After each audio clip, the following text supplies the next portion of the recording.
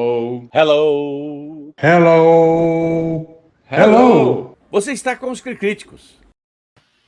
Uma boa tarde para vocês que está aqui no canal Crítico. Seja bem-vindo também João Borges, diretor, roteirista do documentário barra ficção. João, Rua Guaicurus, é isso? É mais documentário, mais ficção? Boa tarde, seja bem-vindo. Muito obrigado, Rogério, obrigado pelo espaço. Essa é uma pergunta que não quer calar, viu? Tem gente que acha uma heresia chamar de documentário, outros falam que absolutamente é um documentário ou é uma ficção. Aí tem que assistir o filme e tirar as próprias conclusões. Eu acho que está bem na interseção mesmo ali do documentário híbrido mesmo, né? Não é spoiler, né, o que eu fiz aqui, pelo amor de Deus? Não, de jeito nenhum. Esse olha, vou te falar, é um dos grandes debates. O filme foi exibido na Premiere na Alemanha, e depois que o filme terminou, foi assim um grande debate mesmo, ainda mais os alemães bem puristas assim com o documentário, e eu realmente uso atores, atriz no filme, profissionais, né, e não atores, em cena, né, repete cena, diálogo, então realmente tem uma técnica de ficção ali que está bem presente no filme. Então, deixa eu contar para você uma curiosidade, né? Na verdade, duas curiosidades. Rua Guaicurus, aqui em São Paulo, eu moro muito perto dessa Rua Guaicurus. A hora que eu vi o nome do documentário, eu falei assim, ué, mas vamos contar o que dessa Rua Guaicurus, né? Eu não sabia que a Rua Guaicurus, super tradicional, acho que é desde 1950, né? Como é que a gente pode dizer sem chocar os outros? É uma região de Casa de Luz Vermelha? Como é que a gente pode falar sem ofender?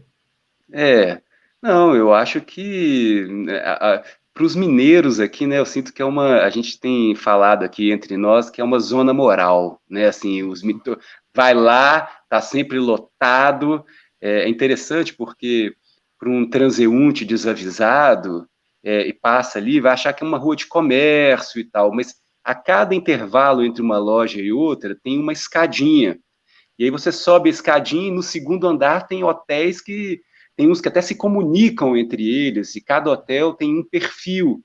Tem hotéis que têm trabalhadoras mais jovens, outros já são mais idosas, outras estão na metade da carreira, outros são trans, né? Tem um hotel que são só de trans. Então, assim, é conhecido, inclusive, assim, no popular aqui como sobe e desce, porque é exatamente por causa das escadas, né? Que ele está subindo e descendo o tempo inteiro. E tá sempre lotado, você vai lá, tá sempre lotado, e pouca gente diz que vai de fato, que frequenta a Rua Guaicurus, principalmente no Isso começo do mês, né? É região central de Belo Horizonte? Região central de Belo Horizonte, ainda com aquele casario mais antigo, com aquela arquitetura Art Deco, né? Que inclusive aquele casario, aquela estrutura ali, ela só se mantém pela atividade dos hotéis e pela atividade das mais de 3.000 trabalhadoras do sexo que tem ali, que sustenta aquilo há muitos Caramba! anos. Quando você vai na região, você começa a perceber assim, nas farmácias, tudo que está à venda ali, você vê que as promoções são direcionadas para aquele público, seja camisinha, KY, né? Assim, são sempre direcionados para esse público, né? O pessoal que fornece marmita, o pessoal que faz trança, né? Tem ali uma economia que gira em torno disso que é muito forte. Nossa! E me diz uma coisa, eu vi que você, na verdade, você começou a tomar contato com a Guaicurus por volta de 2016. Você, mais outras pessoas, faziam pesquisa, é isso? Num tom, digamos, mais universitário, e aí que surgiu a ideia de botar isso em audiovisual? É essa a história? Né, na verdade, eu fui chamado, eu tinha feito uma residência artística anterior com um Francilins Castilho, que é um artista que andou fazendo umas residências artísticas aqui em Belo Horizonte, com editais e tal. Eu fiz uma primeira com ele gostou do meu trabalho e me chamou para essa segunda, era uma residência artística, em 2016. Então, ele fez uma grande convocatória e teve gente do Brasil todo, inclusive da América Latina, né? E eu tinha ali a função não só de fazer os registros do que estava acontecendo, né? Eu era o cara com a câmera na mão, né? E aí eu tinha também que realizar um trabalho no final dessa residência, né? Essas as propostas. E eu estava com uma dor muscular muito forte, e fui num amigo que é massagista e tudo mais, e ele tinha ali uma câmera termográfica, e ele fotografou os meus músculos, e é uma câmera, a câmera termográfica, ela é infravermelho, então ela capta o calor do corpo.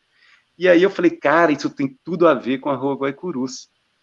E aí eu peguei emprestado com esse médico uma câmera assim caríssima, fui todo um aparato e fui com essa câmera para a Rua Guaicurus. E aí eu comecei a fotografar as mulheres, depois eu comecei a fotografar os programas, a galera transando dentro dos quartos, e o interessante é que eu conseguia fazer tudo no escuro completo, porque a câmera... dentro do quarto? Dentro do quarto, eu conseguia entrar dentro do quarto, tudo escuro, não tinha uma gota de luz, porque a câmera capta o calor dos corpos, né? Certo. Então eu fiz uma série de termografias, e esse foi, assim, o primeiro trabalho que eu realizei dentro da Rua Guaicurus, né? E aí, a partir daquela relação ali, eu encontrei com mais duas pessoas, a Mariana, que ela é pesquisadora na época da UFMG, trabalhava com as trabalhadoras do sexo, era o tema de pesquisa dela, e a gente se juntou, eu, Francilins e a Mariana, escrevemos um projeto para a Lei Municipal de Incentivo à Cultura de Belo Horizonte, e a gente ganhou o projeto para fazer um curta-metragem. Na época a gente ganhou R$100 mil para fazer. Aí eu me organizei, escrevi um roteiro e consegui realizar o filme como é o orçamento baixo, né? A gente conseguiu, foi necessário para chegar onde eu queria, tentar roteirizar o máximo para ter mais eficiência na hora da filmagem, tanto é que a gente conseguiu gravar tudo em 12 dias. Eu vou querer chegar nos detalhes das filmagens, mas eu ia falar o seguinte: essas imagens termográficas devem ser muito interessantes. Você chegou a expô-las? Elas se tornaram públicas de alguma forma?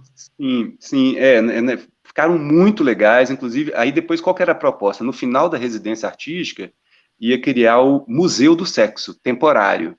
Então, aqui a gente fez um Museu do Sexo, aqui no centro de Belo Horizonte, e onde todas as obras que tinham sido realizadas foram expostas, dentre elas as minhas fotografias. E depois elas circularam muito, porque as próprias prostitutas se apropriaram delas.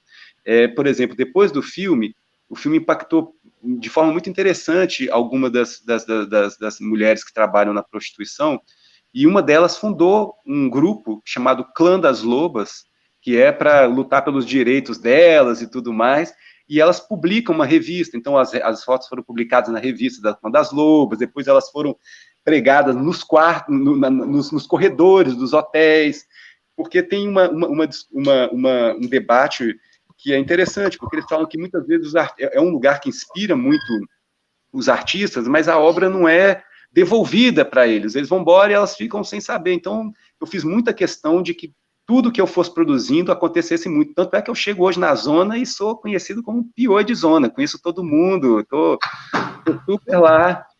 É um lugar, assim, que eu já fiz muita exposição, já fiz o Encontro Nacional de Prostituição, o filme Rua Guaicurus foi exibido nos corredores dos hotéis, sabe? Então, acho que teve uma contrapartida legal do filme, sabe? Eu tive em faculdade um trabalho bem semelhante, não idêntico, semelhante. A gente traçou aqui em São Paulo um paralelo entre Augusta, né, a Rua Augusta, aqui no centro de São Paulo, que tinha uma faceta Augusta Centro, Augusta Jardins. Augusta Centro, onde ficavam prostíbulos, boates, né, casas noturnas, prostituição de rua, os primeiros trans surgindo em rua também. E a gente fez todo um trabalho, mas quase undercover, né? Quer dizer, a gente ia eu estou falando de anos 80, nós não tínhamos câmera termográfica, nem equipamento muito sofisticado em faculdade. A gente conseguiu gravar algumas entrevistas com um gravador de fita cassete e o microfone saindo na manga, discretamente. Você tentava, e fizemos esse paralelo. E eu sei que é muito difícil você gravar, você consegue conversar, você obtém muitas informações, mas quando liga uma câmera ou um gravador, as coisas ficam complicadas. Como é que você rompeu essa barreira? Você ganhou confiança deles? Como é que foi? Não, eu brinco, é uma brincadeira de verdade, assim, que é mais fácil, é mais tranquilo você entrar armado hoje dentro dos hotéis de prostituição do que com uma câmera na mão, né? Realmente, a câmera, ela causa muito. E eu comecei conseguindo primeiro a autorização dos donos dos hotéis para poder abordar ali as mulheres, as trabalhadoras e tal. E aí, quando eu chegava, eu falava, eu estou fazendo aqui um filme e tal, gostaria de começar. Eu era cortado, assim, na raiz, assim, cara, você vai pagar o programa? Eu estou trabalhando aqui, tempo é dinheiro e tal. E aí, o que eu comecei a fazer? Os programas são relativamente baratos na Rua Guaicuru, são mais ou menos ali, na época que eu estava pesquisando, era R$ 30, 20 minutos com a trabalhadora. Então, eu pagava o programa e entrava para dentro do quarto e falava, olha, estou pesquisando, estou com um gravadorzinho aqui, posso gravar a nossa conversa? E aí, eu, com a escuta bem atenta e tocando, eu fui conseguindo, eu voltava nas pessoas que eu achava que tinham mais potencial para lidar com a câmera, que estavam com mais abertura, que me acolhiam também no sentido, assim, de topar o filme, né? E aí, com isso, eu acho que esse foi, assim, a construção ao ponto que tinha hora que eu ia embora e ela falava assim, a Beth, não vai não, fica mais aí, vamos tomar uma cerveja, acabou meu trabalho, e descia, e aí hoje eu encontro a Beth, encontro a Monique, as meninas que participaram do filme, e a gente tem uma relação muito boa, assim, de amizade mesmo, né, agora a Beth está vindo de São Paulo para cá, para a estreia do filme agora dia 14, então basicamente, digamos assim, depois disso teve um trabalho de preparação delas com a câmera dentro dos quartos, eu lendo o roteiro com elas, né, e ensaiando, eu mostrava o que levava o computador, passava as imagens, via o que funcionava, o que não funcionava, a gente foi se preparando para o momento, a gente chegou muito bem sintonizado na hora da filmagem, elas já sabiam, elas já entraram quase que dirigidas dentro do set mesmo de filmagem, né? Não tinha muito tempo de repetição de cena. Cada cena foi filmada, a maior parte foi de primeira, de segunda, quando muito de terceira, assim, na repetição. Mas, enfim, na pesquisa, o grande salto foi realmente pagar o programa e conseguir esse primeiro contato.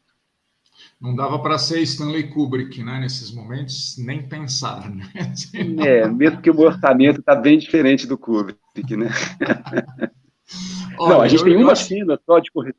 A gente tem uma cena do corredor do filme, né? Que é uma cena super controlada, que foi que deu para que abre o filme, né? Assim, isso. Eu imagino que seja essa daqui, não? Essa cena, todos eles são frequentadores que a gente abordou durante o dia, e quando deu ali mais ou menos meia-noite, que o hotel fechou, foi a cena da madrugada, né? Ah, tá.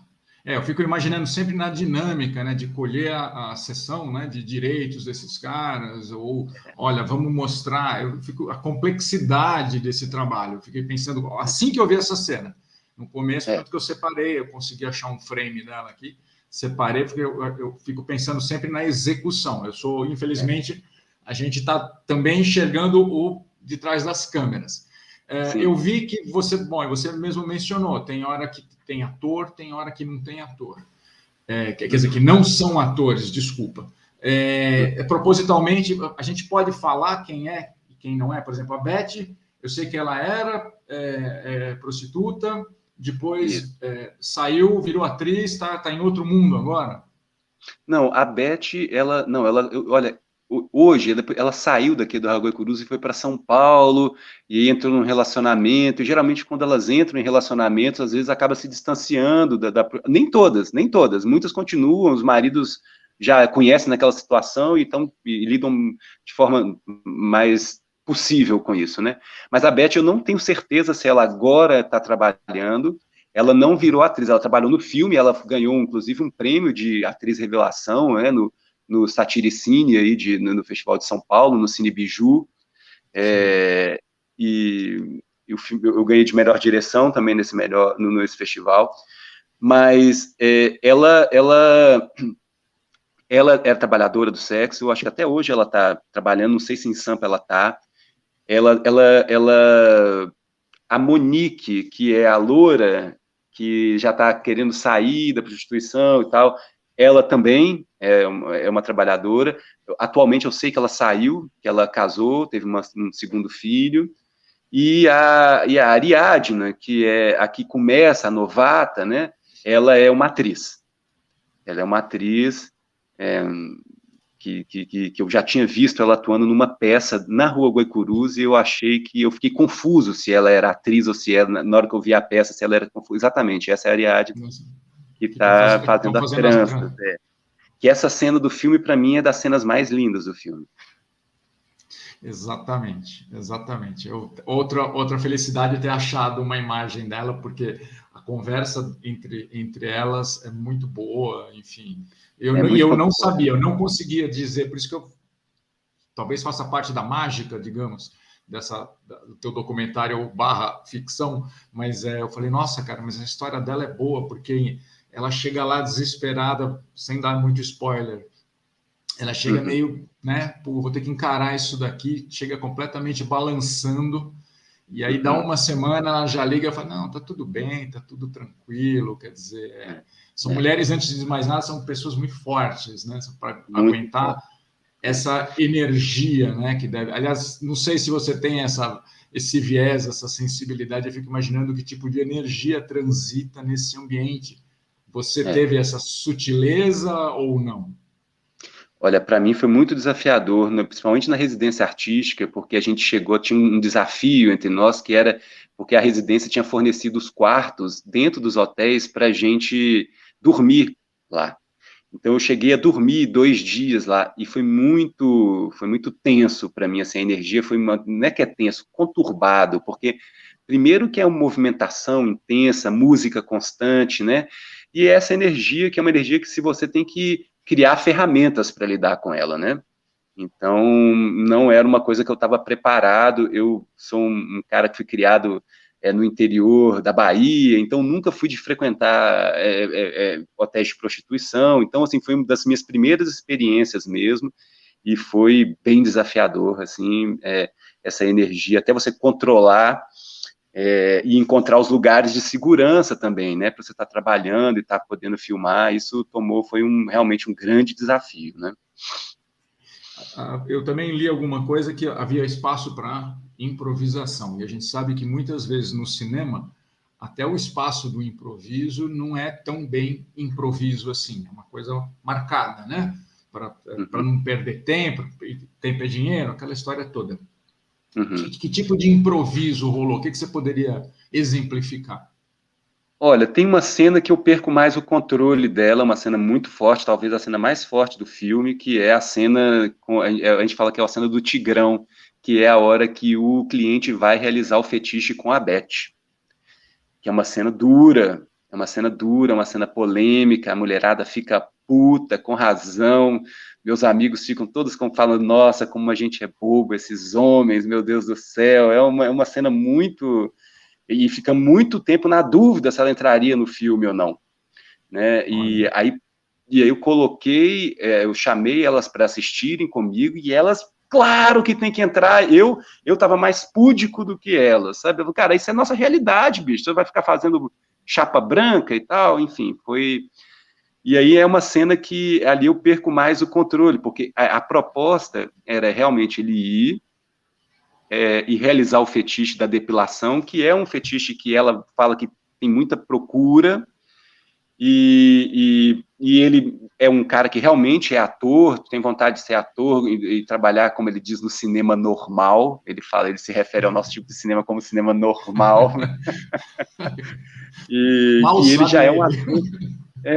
não, que ele é um ator pornô, ele é um ator de fato pornô, né? Então, veio trabalhar no cinema normal, então, aí aquilo ali foi indo, e eu estava sempre no limite, quando que eu interferi, parar aquilo ali, mas ao mesmo tempo a Beth estava preparada. Eu falei, Beth, quem manda no seu quarto é você, igual você está no programa. Então, aquela é uma cena que eu perco bem o controle, e tem uma hora até que ele quebra a parede e se refere para mim e fala assim, pô, João, tô com medo, não sei o que é encenação, o que é verdade, o que ela tá falando. porque ela chegou a ficar um pouco agressiva com ele em algum momento, assim, sabe? Sim, sim. Então, aquela é uma cena que eu perco um pouco.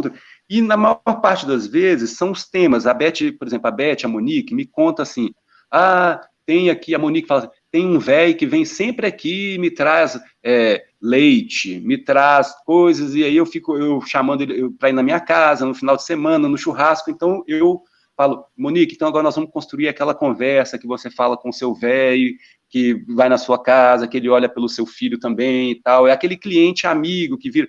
Beleza, vamos criar então, ação.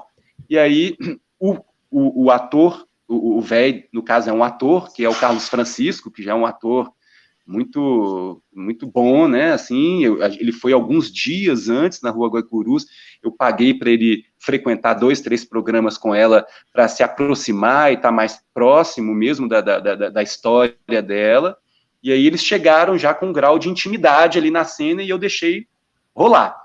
Né? Então, assim, algumas coisas que eu peço, eu queria que no final da cena você fizesse aquela história do dinheiro, né? Que elas, para não ser roubada, elas colocam o dinheiro dentro da camisinha e depois colocam dentro da xoxota, né? Então, assim, é uma técnica. Eu exibi esse filme para um monte de prostitutas no Encontro Nacional e parecia uma sessão comentada, porque elas conversavam o tempo inteiro durante o filme. Eu faço isso também, nossa, quantas vezes, filho da puta, e não sei o que, sabe?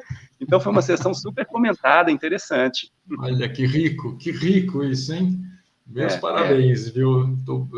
Eu já tinha gostado, não acho um filme, um documentário pesado, enfim, né? Você pode esperar, de repente, alguma coisa deprê, apesar de umas histórias serem muito pesadas, né? A história do cara que falou, olha, ou você corre ou você morre, né? Isso daí, eu falei, e assim, aí a pergunta, isso aí é verdade? É uma história relatada? Total. Essas coisas não são ficcionais. Não, nada foi inventado por mim. No máximo foi interpretado por outra ator, atriz. Tudo ali foi histórias que eu fui, essa materialidade foi fruto da minha experiência ali, eu fui pegando e fui transferindo isso para o roteiro, né?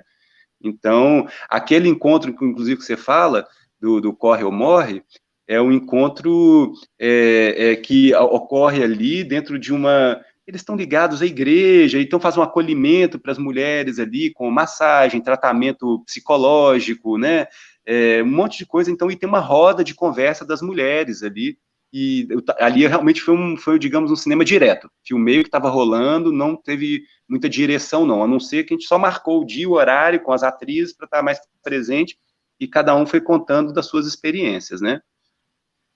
Tá certo. Querido, muitíssimo prazer em conhecê-lo. Quer acrescentar algo que eu deixei de perguntar? Eu sei que o filme é premiado, né? Você está na estrada divulgando o filme já há algum tempo, não? O filme ele vai em 2018, se eu não me engano, para o Doc Leipzig, né? Foi a premiere dele. Foi uma sessões lindas, lotadas, os questions and answers depois não saía uma pessoa, porque eles ficam muito curiosos com, principalmente o que é verdade, o que não é, né? Isso deixa o público muito curioso. Tudo é verdade ali também, tudo é ficção também. E depois ele veio para o Brasil e rodou muitos festivais, assim, muitos convites, já virou tese de doutorado, de mestrado, sabe? Já teve rodas de conversa na UFMG. É um filme que eu até fico muito à vontade, porque é como se fosse aquele filho que já foi para o mundo, já anda sozinho, sabe? Já observo ele com distância, sabe? Já, olha, o filme legal, já está em 2018, nós estamos 4 anos depois, né? Então, mas agora finalmente chega no circuito de cinema, né, assim, e um prazer vai ser ele, né, tá nas salas do Brasil aí, vai ser realmente uma felicidade. Eu torço muito para que ele tenha forças para combater os heróis de plantão, né, que acabam roubando bilheteria, salas, mas eu sei que o circuito não comercial também está garantido com filmes como Rua Guaicurus. Torço muito para que a vida dele seja longa. Da nossa parte, já estou aqui recomendando para todo mundo, é muito, muito rico, como eu disse. Você não sai o mesmo. Assista e duvido que você saia o mesmo. Da minha parte, eu posso agradecer você, agradecer seu tempo, agradecer o pessoal da Paula, da assessoria e tudo mais, que fez a ponte entre nós aqui. E eu espero o próximo trabalho, João. Espero que a gente consiga se falar de novo. Ô, Rogério, muito obrigado aí pelo espaço, pela divulgação do filme, fico muito agradecido e também espero revê-lo em breve. Meu próximo filme aí vai tratar um pouco do universo cigano aqui no Brasil, acho que vai trazer uma curiosidade legal também. Pô, já tô na fila, já pode reservar o espaço para conversarmos, tá bom? Legal, vou encerrar Rogério. A transmissão. Gente, obrigado, até a próxima. Obrigado, um abraço.